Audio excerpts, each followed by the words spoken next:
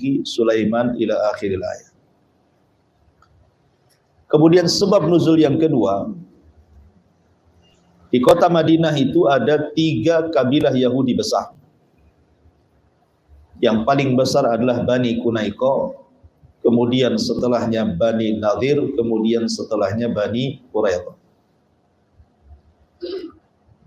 Ketika 3 Yahudi ini mendengar bahwa di Mekah muncul seorang Nabi yang diwahyukan kepada Nabi tersebut, kemudian mereka mendengar tentang pandangan Nabi SAW yang ada di Mekah soal kenabian Sulaiman ibn Daud, maka orang-orang Yahudi marah dan mengatakan bahwa Sulaiman itu bukan Nabi, tapi Sulaiman itu adalah tukang sihir. Kenapa kemudian orang Yahudi menuduh Sulaiman itu tukang sihir? Karena tidak mungkin seseorang mampu menundukkan awan, menundukkan bangsa jin, bisa bicara dengan semut, kemudian juga bisa mengerahkan tentara jin dan menundukkan jin, kecuali orang-orang yang punya sihir.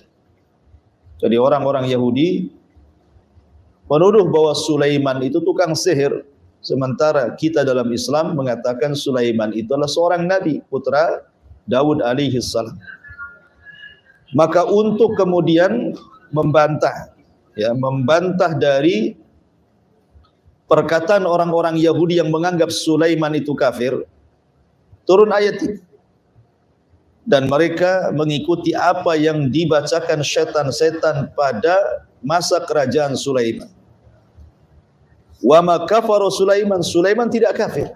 Artinya Sulaiman tidak mengajarkan sihir. Dari sini kita katakan bahwa sihir itu kekafiran. Karena Allah membahasakan wa ma kafara Sulaiman. Sulaiman tidak kafir, artinya Sulaiman tidak mengajarkan sihir yang kemudian menjadi kafir. Tetapi setan-setan itulah yang kafir, yang mengajarkan manusia terhadap sihir itu. Ini sebab nuzul yang kedua. Ada juga tambahan dari para ulama bahwa orang-orang Yahudi Madinah itu mereka sangat benci dengan Rasul dan para sahabat.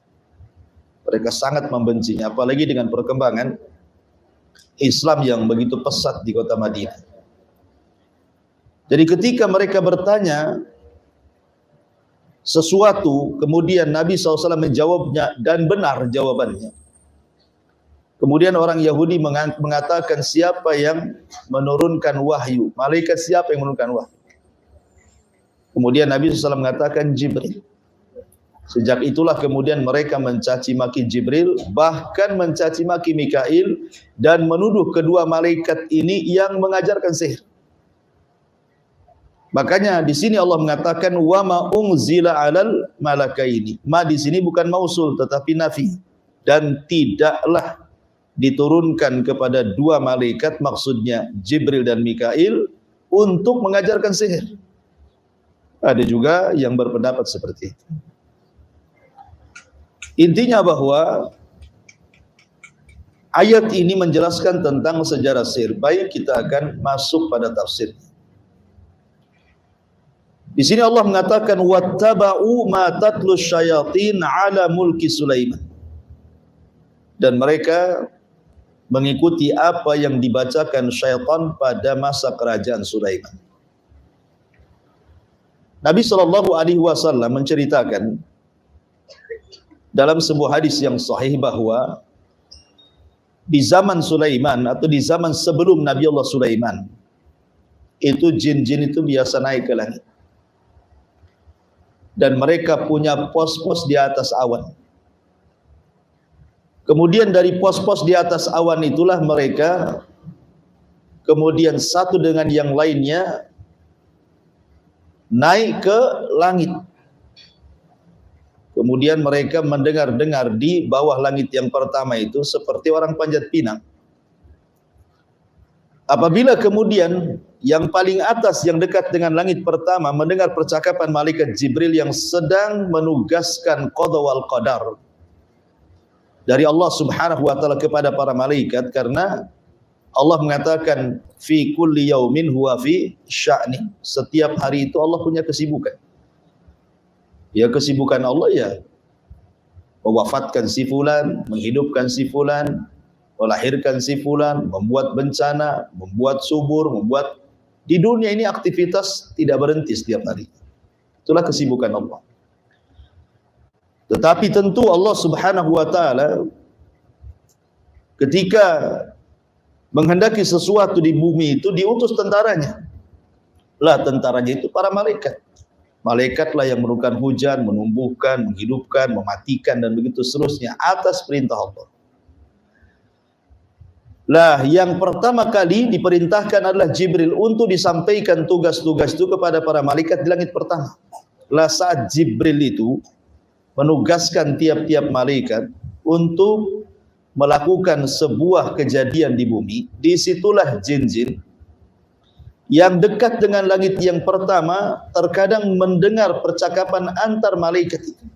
Apabila mendapatkan satu kalimat, kemudian disampaikan kepada jin yang di bawahnya, kemudian disampaikan kepada jin yang di bawahnya lagi, dan begitu seterusnya sampai kepada pos jin yang ada di atas awan. Lah jin yang paling bawah yang ada di pos itulah yang kemudian turun ke bumi, kemudian menjual perkataan itu ke para normal, para peramal, para dukun dan begitu seterusnya yang ada di bumi. Jadi sihir itu di Babil, di Irak itu luar biasa, menyebar sangat pesat sekali.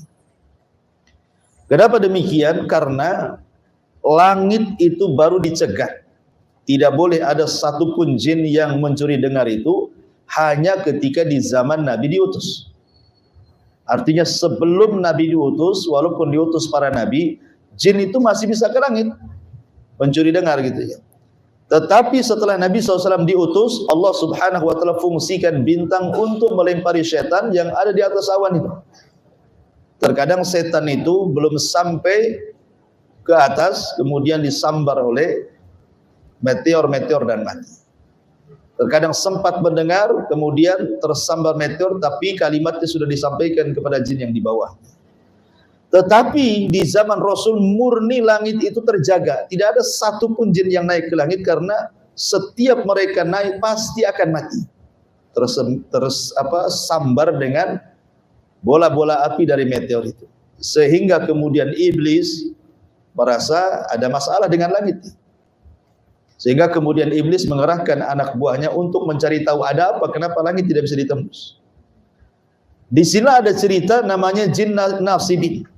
Ada 7 jin atau 8 jin itu ketika mencari kabar tentang ada apa dengan langit, nyasar pula di kebun kurma. Ketika itu Rasulullah SAW baru pulang dari Taif dan ditolak dakwanya. Diusir dari Taif, kemudian singgah di Wadi Nakhlah, lembah kurma, lembah pohon kurma, miliknya Utbah dan Syaibah dan Utbah, keduanya putra Mughirah. Jadi Nabi SAW sholat subuh di situ, kemudian jin-jin ini mendengarkan bacaan Al-Quran dan beriman. Sehingga Allah Subhanahu wa taala gambarkan dalam surah jin sendiri, qul uhiya ilayya annahu istama'a nafarun minal jinni faqalu inna sami'na qur'anan ajaba. Turun ayat ini, bahkan satu surat menjelaskan tentang masalah jin. Kemudian jin-jin ini pulang menjadi dai dan berdakwah di kalangan jin di Yaman. Akhirnya banyak ribuan masuk Islam jin-jin. Yang ingin saya ceritakan bahwa di zaman Nabi Sulaiman langit itu tidak dijaga. Jadi masih bisa jin-jin naik, sehingga perdukunan dunia, perdukunan, sihir dan yang semacamnya itu menyebar di Irak, di Babil. Lah rusak-rusaknya Babil Irak ini dengan dunia perdukunan, diutuslah kepada mereka Nabi Sulaiman untuk memberantas kesyirikan. Karena tugas para nabi yang pertama kali adalah mengajak manusia untuk bertauhid. Sebagaimana di zaman Nabi Nuh alaihi salatu wassalam diutus kepada kaum yang menyekutukan Allah, menyembah patung Wad, Yaghus, Ya'uq, Nasar gitu ya, tersebar kesyirikan di zaman Nabi Nuh, diutus kepada mereka Nuh. Tetapi di zaman Nabi Sulaiman berbeda pula gitu. Jadi yang tersebar itu justru kesyirikan dalam bab sihir. Jadi banyak dukun-dukun, banyak orang datang ke dukun, percaya tangkal, percaya sihir, semuanya ada di zaman Babil Irak ini. Makanya diutus kepada mereka Nabi Sulaiman untuk memberantas dunia sihir ini. Dalam riwayat Abdullah bin Abbas radhiyallahu anhuma, ya, bahwa Nabi Allah Sulaiman itu punya sekretaris namanya Asif ibn Barkhiyah. Asif ibn Barkhiyah, tukang catatnya Sulaiman. Lah Nabi Allah Sulaiman mengutus Asif ibn Barkhiyah ini untuk mencari tukang-tukang sihir. Ya, kalau mereka tidak menyerahkan buku-buku sihir mereka bunuh. Kemudian mereka suruh bertobat. Akhirnya kemudian Asif ibn Barkhiyah ini dibekali tentara-tentara yang digerakkan Sulaiman mencari siapapun tukang sihir yang ada di Babil. Sehingga tidak ada satupun tukang sihir yang berani kepada Nabi Allah Sulaiman. Apalagi Nabi Sulaiman diberikan mukjizat yang tidak diberikan kepada para nabi sesudah dan sebelumnya.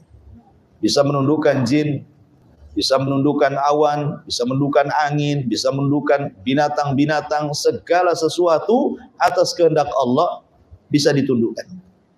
Akhirnya kemudian tukang-tukang sihir kan takut. Makanya Asif ibn Barkhiyah kemudian mengumpulkan kitab-kitab tukang-tukang sihir itu. Kemudian oleh Sulaiman diletakkan di sebuah kotak dan dipendam di bawah singgasananya.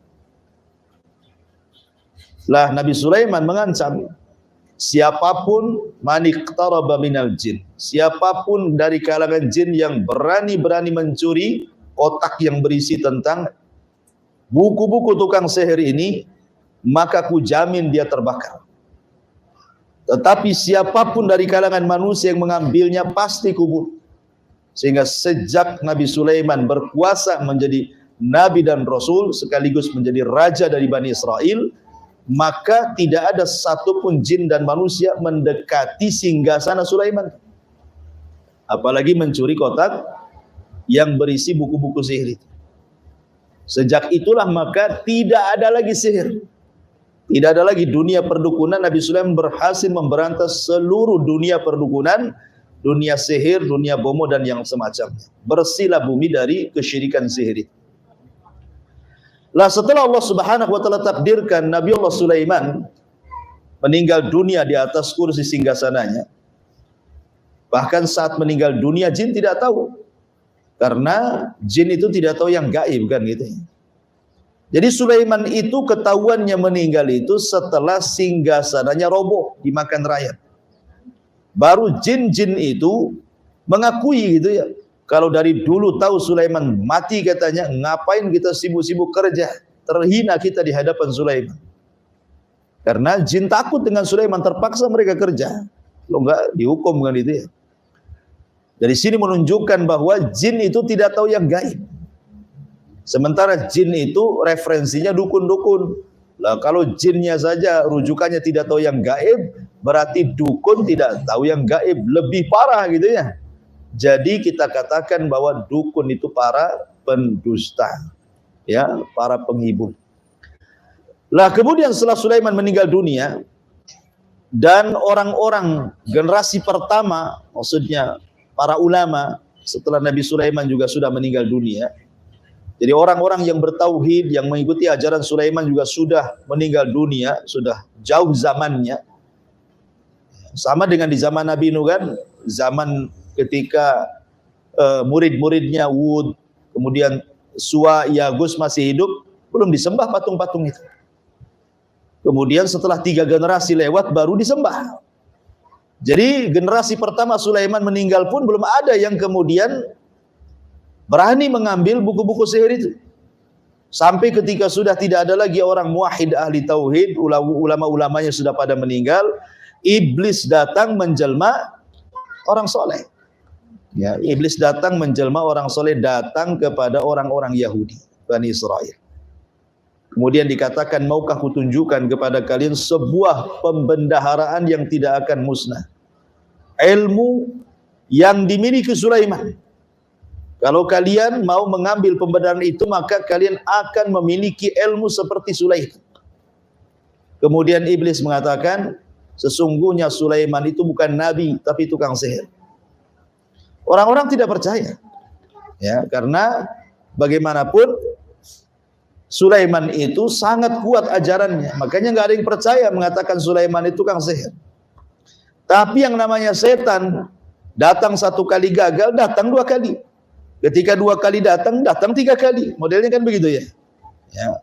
Akhirnya karena terus-teruskan kan begitu. Sebuah kabar itu, kalau pertama kali mungkin orang mengatakan, nah ini hoax. Memang hoax gitu ya.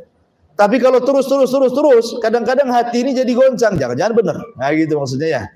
Jadi iblis terus datang mempengaruhi orang-orang yang jauh setelah generasi setelah Nabi Sulaiman alaihi salam. Akhirnya lambat laun mereka yakin bahwa Sulaiman itu tukang sihir. Akhirnya orang-orang jahat di antara mereka kemudian berusaha untuk menggambil pembendaharaan yang di bawah singgasana Sulaiman. Maksudnya kotak yang berisi buku-buku sihir itu. Dan berhasil diambil. Ya, kemudian dipelajari, akhirnya kemudian menyebarlah kesyirikan kembali setelah era meninggalnya Nabi Sulaiman. Jadi sebelum tersebar kesyirikan, datangnya Sulaiman hilang. Setelah wafatnya Sulaiman tersebar lagi. Ya. Lah akhirnya Allah Subhanahu wa taala mengutus malaikat yang namanya Harut dan Marut untuk membedakan antara wahyu dengan sihir. Bahwa yang tersebar di tengah-tengah masyarakat itu adalah syaitan yang mengajarkannya. Itu bukan wahyu daripada Sulaiman. Makanya akhirnya Allah turunkan Harut dan Marut untuk datang kepada manusia, memberitahu bahwa sihir itu perbuatan setan. Makanya Harut dan Marut selalu mengatakan fala takfur. Ya, jangan kufur kalian. Jangan kufur. Jadi Allah Subhanahu wa taala mengutus dua malaikat itu bukan mengajarkan sihir, bukan. Ingin menjelaskan hakikat sihir. Ya, Harut dan Marut itu diturunkan untuk menjelaskan hakikat sihir, bahwa sihir itu kekufuran. Maka kalau mempelajari jangan kufur, itu maksudnya ya. Tetapi kemudian orang-orang Yahudi ada yang tidak mau mempelajari, ya ngikuti nasihatnya Harut dan Marut. Ada juga yang terus-menerus mempelajari, akhirnya jadi jahat. Sejak itulah tersebar ilmu sihir di kalangan orang Yahudi sampai di zaman Nabi. Ketika Nabi SAW memuji Sulaiman bahwa dia seorang Nabi dan Rasul, orang-orang Yahudi Madinah tidak terima dan mengatakan Sulaiman itu tukang sihir katanya. Dia bukan Nabi. Ya, dan begitulah sampai hari ini menganggap Sulaiman itu tukang sihir. Itulah keyakinan orang-orang Yahudi. Baik, kita baca Allah Subhanahu wa taala berfirman, "Wattaba'u ma tatlus syayatin 'ala mulki Sulaiman." Dan mereka mengikuti apa yang dibacakan setan-setan di zaman kerajaan Sulaiman. Wa ma kafara Sulaiman, Sulaiman tidak kafir. Jadi tuduhan orang-orang Yahudi kepada Sulaiman mengajarkan sihir itu tidak benar. Karena Allah Subhanahu wa taala bantah Sulaiman tidak kafir, artinya Sulaiman tidak mengajarkan sihir. Dari sini menunjukkan bahwa sihir itu kekafiran. Sihir itu kekafiran, bagaimana tidak kafir? Penyihir itu kadang-kadang menginjak mushaf. Terkadang 40 hari tidak wudu. Ya, terkadang tidak sholat. Terkadang mereka mengolok-olok Allah, mengolok-olok Rasul, mengolok-olok ayat-ayat Al-Quran. Terkadang mereka menyembelih kepada selain Allah. Ya kan? Terkadang mereka kemudian menghina ayat-ayat suci Al-Quran. Ya, makanya dunia sihir itu dunia kekafiran. Di sini Allah mengatakan wa ma kafara Sulaiman, Sulaiman tidak kafir karena tidak mengajarkan sihir, karena sihir itu tuh kekafiran, dan memang begitu praktek sihir itu semua isinya kekafiran. Kemudian Allah katakan, lalu siapa yang mengajarkan sihir itu kalau bukan Sulaiman? Walakinna syayatina kafaru. Allah menyingkap siapa pelaku yang mengajarkan sihir itu. Tetapi setan-setan itulah yang kafir. Maksudnya setan-setan itulah yang mengajarkan kekafiran. Apa kekafirannya? Yu'allimunan nasa sihra. Kekafirannya adalah karena mereka mengajarkan manusia soal sihir. Kayak lagi dari sini bahwa sihir itu adalah kekafiran dan perbuatan setan. Makanya dalam ayat yang lain Allah mengatakan, alam tara ilal ladina utul kitab, alam tara ilal ladina utu nasiban minal kitab, yu'minuna bil jibti wat taghut. Allah mengatakan, alam tara ilal ladina utu nasiban. Tidakkah engkau melihat orang-orang yang diberikan bagian daripada kitab, maksudnya orang-orang Yahudi, yu'minuna bil jibti wat taghut, yang awalnya mereka beriman dengan Taurat, yakin dengan Taurat, mengamalkan Taurat, tiba-tiba berpaling dan mereka beriman kepada al-jibti dan taghut. Apa jibti? Kata Jabir, jibti itu artinya al-kahana, dunia perdukunan. Ada yang mengatakan saharah, dunia sihir. Adapun taghut itu syaitan, ya setan-setan. Jadi orang-orang Yahudi dulu itu awalnya berpegang kepada tauhid. Mereka masih mengikuti Taurat. Mereka masih mengikuti ajaran-ajaran Taurat. Tetapi setelah kemudian di zaman Sulaiman meninggal dunia, kemudian setan datang membujuk orang-orang Yahudi untuk mempelajari sihir. Akhirnya mereka tidak yakin dengan Taurat dan beriman dengan dunia perdukunan dan sihir. Makanya Allah turunkan ayat, alam tara ilal ladina utu nasiban minal kitab yu'minuna bil jibti wat taghut. Ya, mereka beriman dengan al-jibti, dunia sihir, dunia dukun, dan juga taghut, bekerja sama dengan syaitan. Ya, karena setan inilah yang mengajarkan manusia sihir. Walakinna syayatina kafaru yu'allimuna nasa sihra. Tetapi setanlah yang kufur mengajarkan manusia. Wama, ada sebagian ulama mengatakan ma di sini ma mausul. Kalau ma mausul artinya adalah apa-apa dan apa-apa gitu ya. Unzila yang diturunkan kepada dua malaikat. Tetapi yang rajih wallahu a'lam ma di sini bukan mausul tetapi nafi, artinya tidak. Ma di sini artinya tidak. Wa ma dan tidaklah gitu artinya. Bukan dan apa-apa, ya.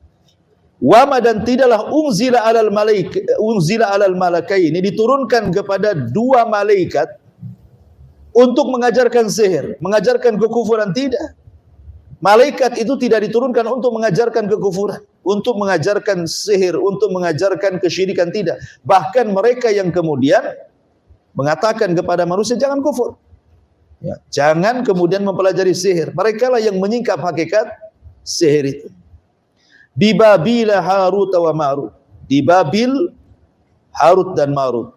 Terjadi silang pendapat siapa Harut dan Marut di situ. Ada tiga pendapat.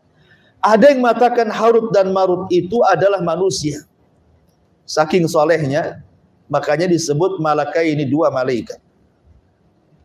Jadi iblis itu datang kepada Harut dan Marut, merayu agar Harut dan Marut mengambil kotak di bawah singgasana Sulaiman. Kemudian Harut dan Marut pun mengikuti kemauan iblis, diambilnya kotak di bawah singgasana Sulaiman karena kata iblis itu adalah ilmu yang dimiliki Sulaiman.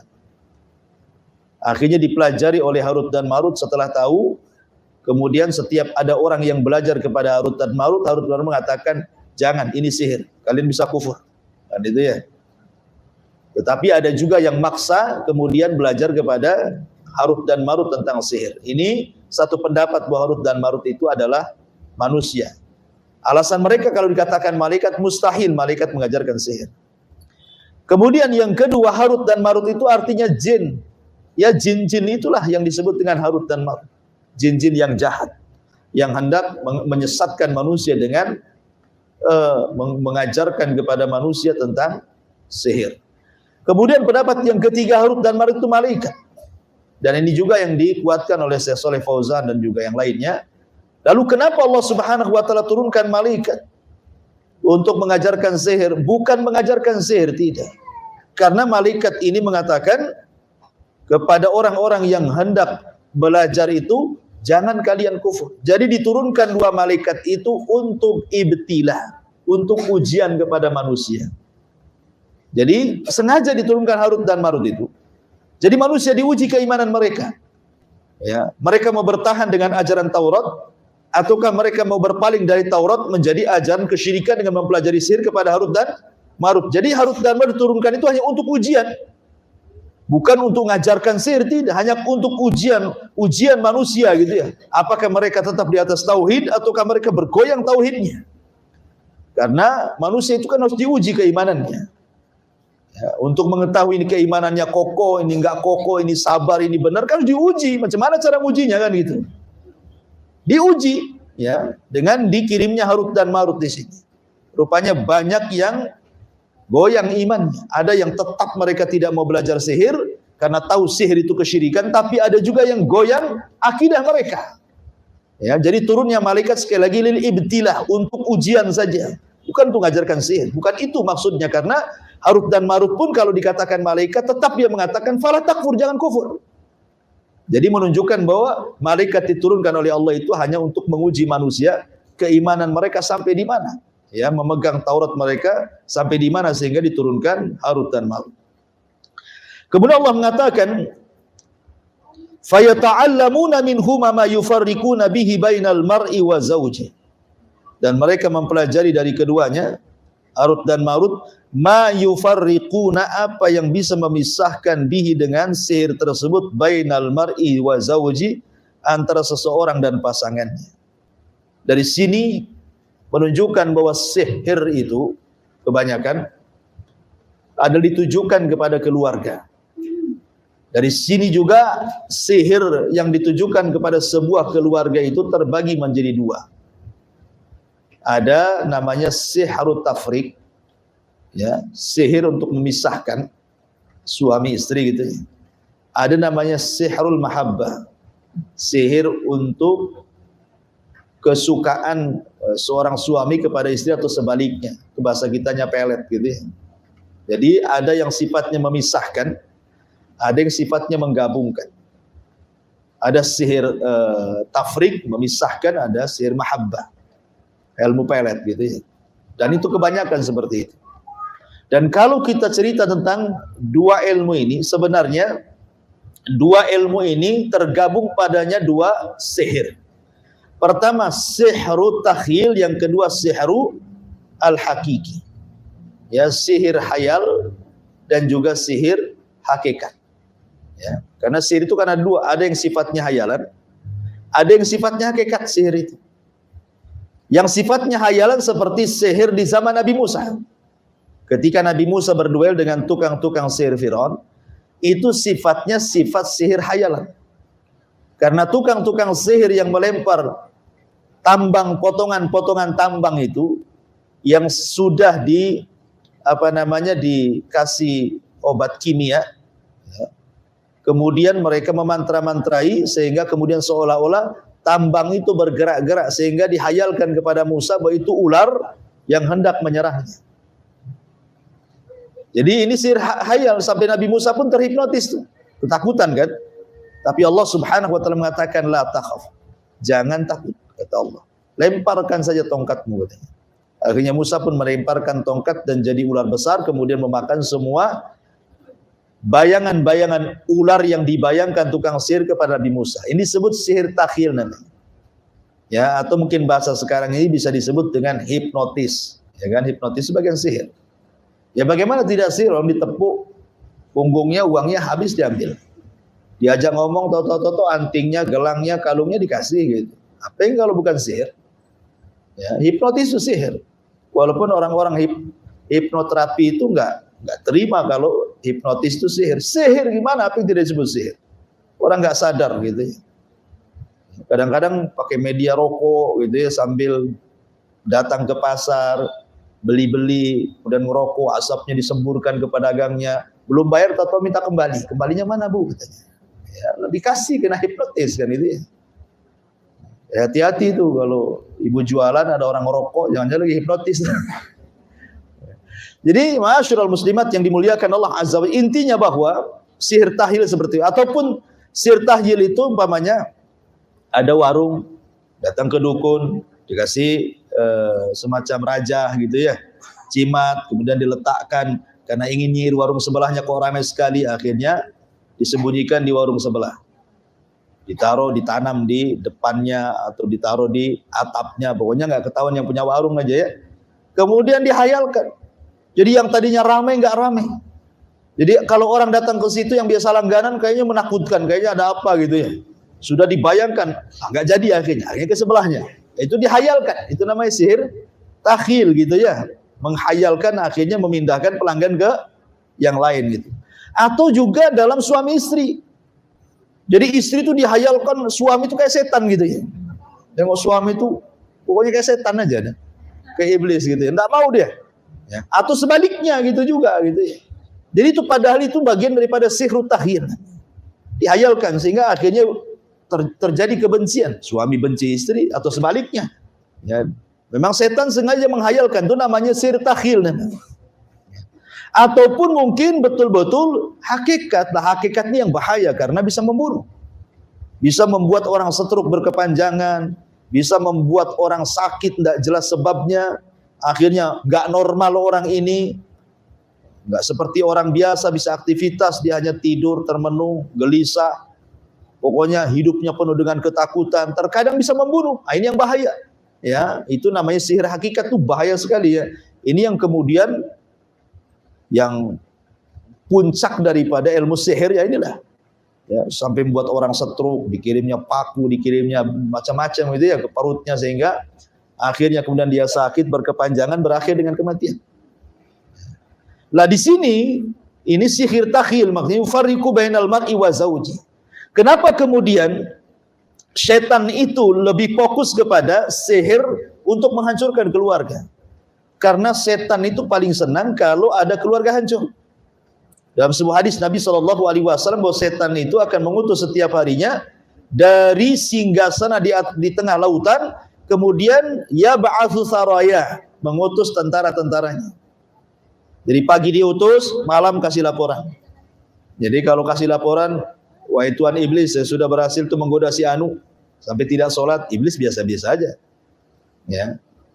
Kata orang ini, kenapa kau nggak bahagia wahai Tuanku Iblis? Aku kan sudah goda dia sampai tak sholat. Apain kau goda? Nggak digoda pun nggak sholat dia katanya. Jadi orang-orang ini ada yang kayak gitu. Jadi iblis tuh nggak terlalu ini bangga kalau ada orang goda bisa sampai berbuat zina, bisa sampai judi, mabok atau nggak sholat.